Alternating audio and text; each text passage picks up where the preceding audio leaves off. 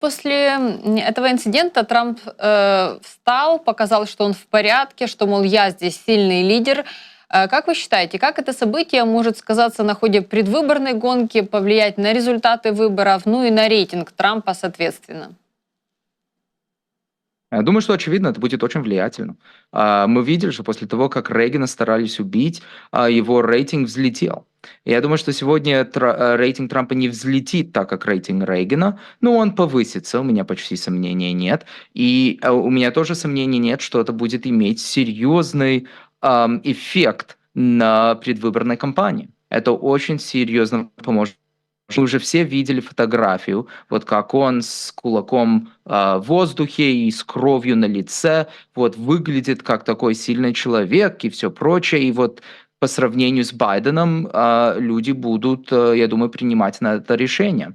И, значит, вот с другой стороны, я надеюсь, что демократы поймут, опять же, только вот с политической точки зрения, что они дальше идти вперед с Байденом просто не могут, что это сравнение будет чуть ли не гарантировать выигрыш Трампу, и что единственный вариант для демократов это найти кого-то кроме Байдена. И все больше и больше я вижу демократов и в Конгрессе, и в других местах начинают это понимать.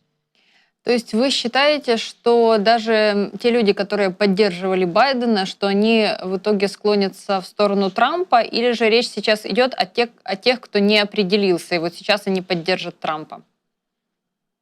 Вопрос идет про двух вещей. Первое, это да, те, которые не определились. Я думаю, что сейчас они будут идти больше к Трампу. И второй вопрос в Америке больше всего это кто будет выходить на выборы. Это не то, что убеждать кого-то, переубеждать кого-то. Вот кто-то, кто сейчас поддерживает Байдена, чтобы он поддерживал Трампа, или наоборот, а чтобы убеждать своих людей, которые уже поддерживают вашего кандидата, чтобы они выходили на выборы, чтобы они выходили и голосовали.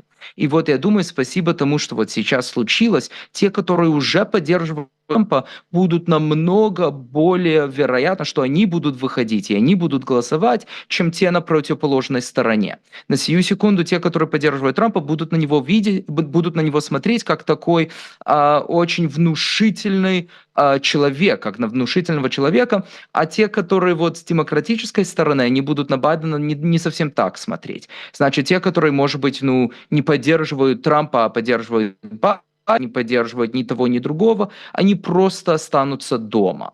И вот из-за этого, я думаю, мы увидим сдвиг в этих выборах, и этот сдвиг, я думаю, поможет Трампу.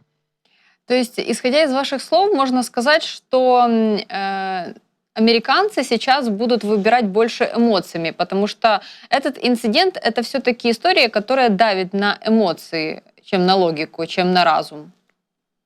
Да, абсолютно, это всегда так. В наших выборах, я думаю, что это правда вокруг мира, возможно. Люди не решают, за кого они будут поддерживать, чисто по логике или по таким ну, политическим причинам. В реальности они принимают решения из-за эмоций. Это, опять же, это не все, конечно, но это большинство избирателей принимают решения из-за эмоций. И да, на сию секунду Трамп возбуждает намного больше эмоций, чем Байден.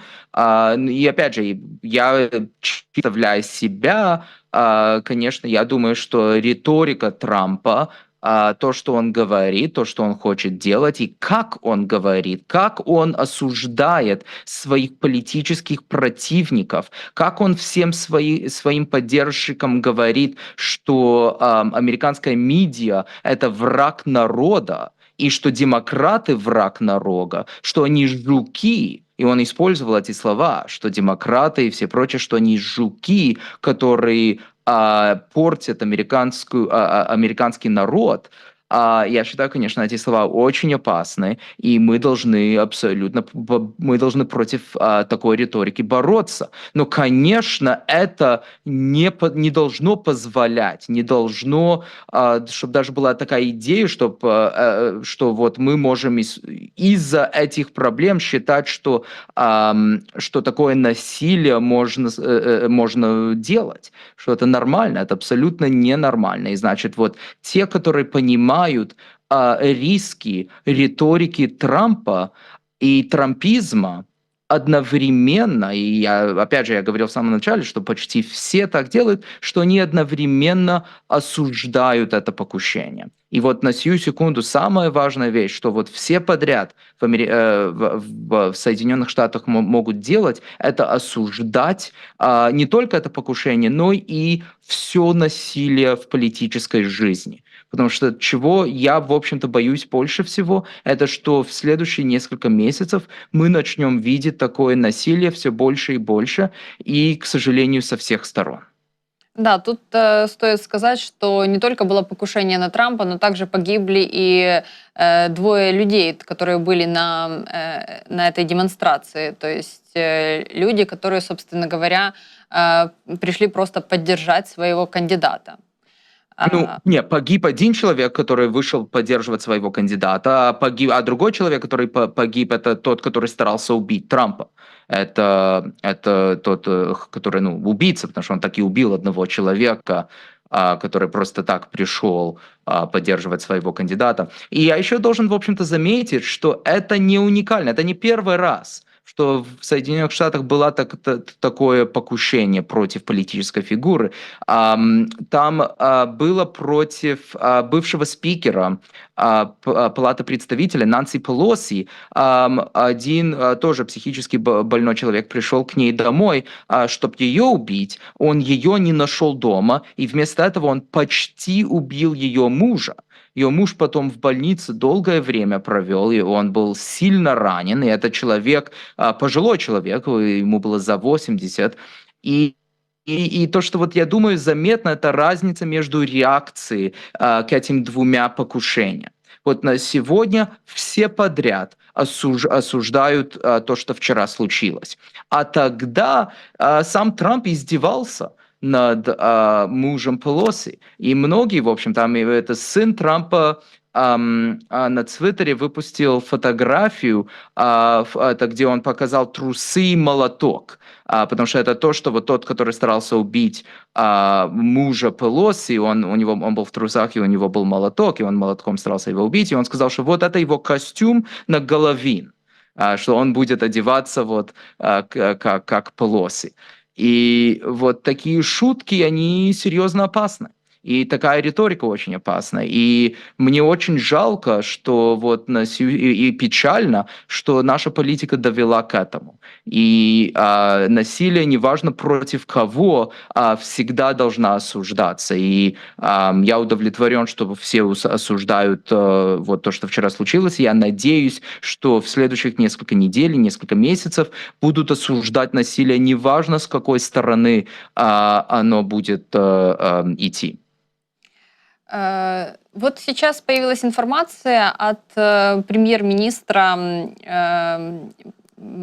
прошу прощения, премьер-министра Словакии Роберта Фица. Он сказал, что это покушение, оно как под копирку сделано, очень подобно к тому, которое было совершено на него в мае этого года. Также мы знаем, что вот премьер-министр Дании, недавно она пострадала, Метте Фредериксон. Такое массовое нападение на мировых лидеров. Как вы считаете, с чем это связано? И можно ли эти события между собой связать?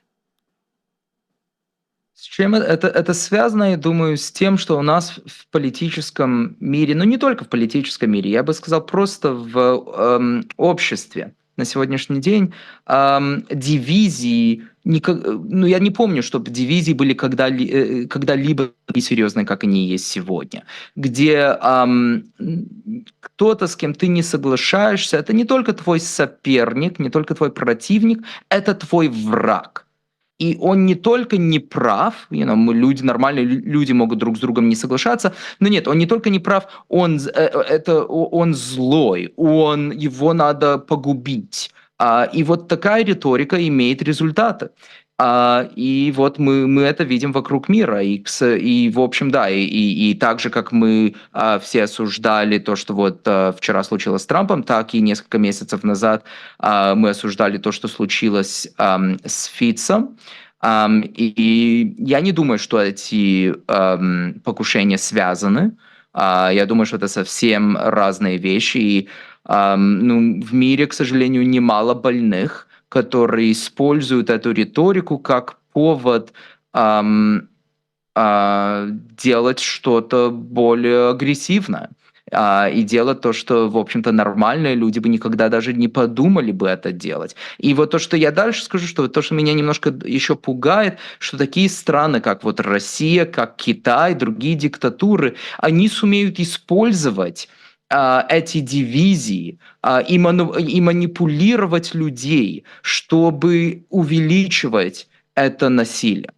Вот еще сильный риск, что эти дивизии это не только изнутри, но это еще вот дивизии уже существуют изнутри, и потом снаружи диктаторы сумеют дальше манипулировать людей, чтобы преувеличить эти дивизии и, возможно, даже и стараться там убить, которые они захотят убить, и использовать какого-то человека, чтобы это сделать, который уже живет в стране, который может быть болен или какие-то у него будут другие проблемы.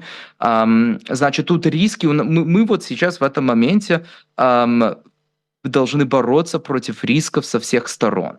И, значит, это такой очень опасный момент. И я, с одной стороны, думаю, что это не связано друг с другом, но с другой стороны, конечно, я надеюсь, что это не будет продолжаться.